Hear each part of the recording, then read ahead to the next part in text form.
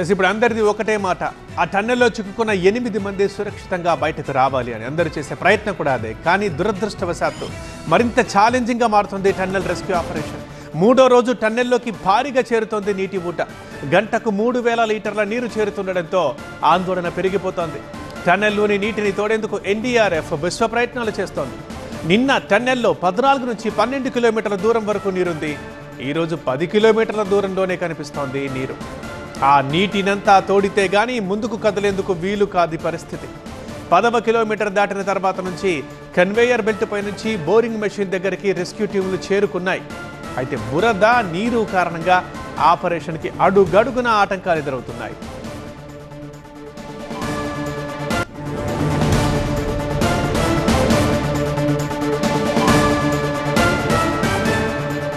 SLBC దగ్గర 4 రకాల rescue teams ఉన్నాయి. నీటిని తోడేందుకు సహాయపడుతుంది నేవీ టీమ్. ఓఎస్ఎస్ ఫర్టిలిటీలో టెస్ట్, ట్రీట్మెంట్స్, థెరపీస్ అన్ని scientifically design in the good hands of science. Mummy daddy అవ్వాలంటే ఓఎస్ఎస్ కి కాల్ చేయండి. మట్టిని తొలగించేందుకు ప్రయత్నిస్తోంది ఎన్డీఆర్ఎఫ్ టీం. భారీ వస్తువులని అండ్ మోటార్ల అమరిక కోసం ఆర్మీ టీం ప్రయత్నిస్తోంది. కార్మికులను కూడా ఉపయోగించుకుంటున్నారు అధికారులు. ఇలా 4 రకాలుగా టీమ్స్ పాల్గొంటున్నాయి. 2023లో సిల్కియారా టన్నెల్ ప్రమాదంలో పాల్గొన్న ఎన్డీఆర్ఎఫ్ బృందాన్ని అధికారులు తీసుకొచ్చారు. డీ వాటరింగ్ కోసం భారీ మోటార్లు అమరుస్తున్నారు టీమ్స్. కాసేపట్లోనే టన్నెల్లోకి 2 ఎన్డీఆర్ఎఫ్ బృందాలు వెళ్లబోతున్నాయి. 50 మంది సిబ్బందిని లోనికి పంపేందుకు ప్రయత్నాలు జరుగుతున్నాయి.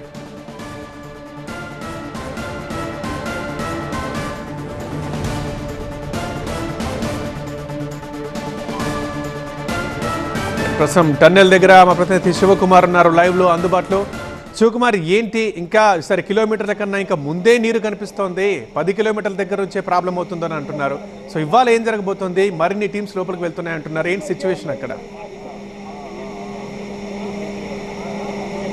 అయితే 2వ రోజు ఈ రెస్క్యూ ఆపరేషన్ను మరింత వేగవంతం చేసేందుకు రెస్క్యూ టీమ్స్ అన్నీ కూడా ప్రయత్నాలు చేస్తున్నాయి. ఇందులో భాగంగా ఆ పైనుంచి వస్తున్నటువంటి నీటి ప్రవాహాన్ని బయటికి పంపించేందుకు అదే స్థాయిలో ఏర్పాట్లు అయితే జరుగుతున్నాయి. ఇప్పటికే భారీ యంత్రాన్ని కూడా లోపలికి తరలించడం జరిగింది. ఆ భారీ పంపింగ్ మోటార్ అనేది ప్రారంభం ఒకసారి పనిచేయడం మొదలు పెడితే ఆ నీరంతా కూడా బయటకు వచ్చేటువంటి అవకాశం ఉంటుంది. తద్వారా ఈ రెస్క్యూ ఆపరేషన్ మరింత వేగం చేసేటువంటి అవకాశాలు అయితే చాలా స్పష్టంగా కనిపిస్తూ ఉన్నాయి. అయితే దీంతో పాటుగా సిబ్బందిని కూడా అంటే రెస్క్యూ టీమ్స్ కూడా పెద్ద మొత్తంలో చేరుకున్న నేపథ్యంలో ఇటు ఎన్డీఆర్ఎఫ్ అలాగే ఎస్డీఆర్ఎఫ్ సింగరేణి నుంచి వచ్చినటువంటి రెస్క్యూ టీమ్స్ కావచ్చు, మరోవైపు ఇవాళ నిన్న అర్ధరాత్రి తర్వాత వచ్చినటువంటి నేవీ టీమ్స్ కూడా మరి కాసేపట్లో ఈ రెస్క్యూ ఆపరేషన్లో పాల్గొనబోతా ఉన్నాయి. దీంతో మొత్తం కూడా ఈ ప్రధానంగా టన్నెల్లో అవరోధం ఏదైతే ఉందో, ముఖ్యంగా ఈ రాబిన్స్ కంపెనీకి సంబంధించినటువంటి ఈ బ్రిక్స్ ఏదైతే సెగ్మెంట్లో అమర్చేటువంటి మిషన్ ఏదైతే ఉందో అది పూర్తిగా కొలాప్స్ అయింది. కొలాప్స్ కావడం వల్ల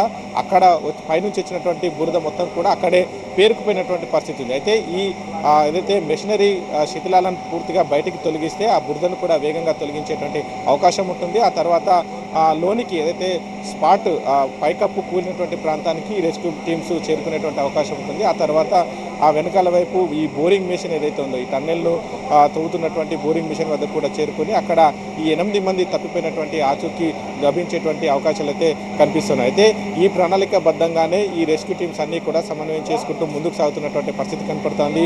ఒక బృందం ఏమో మట్టి తవ్వకాలు జరుపుతూ ఉంది, మరొక బృందం ఏమో ఈ మిషనరీకి సంబంధించినటువంటి శిథిలాలను తొలగిస్తూ ఉన్నారు. మిగిలినటువంటి వారంతా కూడా ఈ గల్లంతైనటువంటి వారి ఆచూకీ కోసం గాలిస్తున్నటువంటి పరిస్థితులు అయితే కనిపిస్తున్నాయి. అయితే లోపల భారీ మొత్తంలో నీరు చేరడంతో పాటుగా దాంతో బురద కూడా ఎక్కువ మొత్తంలో చేరడంతో ఆ రెస్క్యూ ఆపరేషన్కు కొంత అవరోధాలు అయితే ఎదురవుతున్నటువంటి పరిస్థితి అయితే కనపడుతుంది. అయినప్పటికీ దాన్ని ప్రత్యామ్నాయ మార్గాలను అన్వేషిస్తూ ఆ రెస్క్యూ ఆపరేషన్ను కొనసాగిస్తూ ఉన్నారు. ముఖ్యంగా ఈ కట్టెలతో వెదురు కట్టెలతో తయారు చేసినటువంటి నిచ్చెనలు కావచ్చు, అలాగే డెకోలం షీట్స్, అలాగే ఈ కృష్ణా నదిలో చేపలు పట్టడానికి ఉపయోగించేటువంటి థర్మాకోల్ షీట్స్ను కూడా లోపలికి టన్నెల్ లోపలికి తీసుకొని వెళ్ళడం జరిగింది. తద్వారా ఈ బురద పైన కావచ్చు, వాటర్ పైన లోనికి వెళ్ళేటువంటి అవకాశం ఉంటుంది అనేటువంటి ప్రయత్నాలు అయితే చేస్తూ ఉన్నారు. ఏది ఏమైనప్పటికీ కూడా ఈ మొత్తం ఆపరేషన్ను మరింత వేగవంతం చేసేందుకు ప్రయత్నాలు అయితే కొనసాగుతున్నాయి. మనం ఒకసారి ఇటువైపు విజువల్స్లో చూసుకోవచ్చు. ఇప్పటికే ఈ 2 బృందాలతో కూడినటువంటి ఎన్డీఆర్ఎఫ్ టీమ్స్ను లోనికి పంపించేటువంటి ప్రయత్నాలు సాగుతున్నాయి. ఇప్పటికే మనం చూసుకోవచ్చు విజువల్స్లో. బస్సులో ఎన్డీఆర్ఎఫ్ సంబంధించినటువంటి సిబ్బంది చేరుకోవడం జరిగింది. 2 దఫాలుగా అంటే దాదాపుగా 50 నుంచి 60 మంది బృందాన్ని ఇవాళ మరి కాసేపట్లో లోనికి పంపించేటువంటి ప్రయత్నాలు చేస్తున్నారు. తద్వారా ఈ రెస్క్యూ ఆపరేషన్ అనేది మరింత వేగం పుంజుకునేటువంటి అవకాశాలు అయితే కనిపిస్తున్నాయి. వీరికి తోడు నేవీ కూడా వీరికి సహకారం అందించబోతుంది. అలాగే ఇప్పటికే భారత ఆర్మీ నిన్న నుంచి రెస్క్యూ ఆపరేషన్లోనే కొనసాగుతుంది. వీరంతా కూడా సమన్వయం చేసుకుంటూ వీలైనంత త్వరగా ఈ రెస్క్యూ ఆపరేషన్ను పూర్తి చేయాలనేటువంటి ఉద్దేశంతో కనిపిస్తూ ఉన్నారు. అయితే భారీ మొత్తంలో మట్టి అలాగే శిథిలాలు పేరుకపోవడం వాటిని తొలగించడం అనేది కొంత కష్టతరంగా మారినటువంటి సందర్భం అయితే కనిపిస్తూ ఉంది. ఏది ఏమైనప్పటికీ కూడా ఈ శిథిలాలను కావచ్చు మట్టిని బయటికి తరలించిన తర్వాతే మిగిలినటువంటి రెస్క్యూ ఆపరేషన్ మరింత ముందుకు వెళ్ళేటువంటి అవకాశం అయితే కనిపిస్తుంది. నిన్న రాత్రి సమయంలో దాదాపు 13.5 కిలోమీటర్లు దాటి లోనికి వెళ్ళేటువంటి పరిస్థితి కనపడింది. ఆ తర్వాత ఇవాళ ఇంకొంచెం ముందుకు వెళ్ళేటువంటి అవకాశాలు అయితే చాలా స్పష్టంగా కనిపిస్తూ ఉన్నాయి. రైట్ శివకుమార్.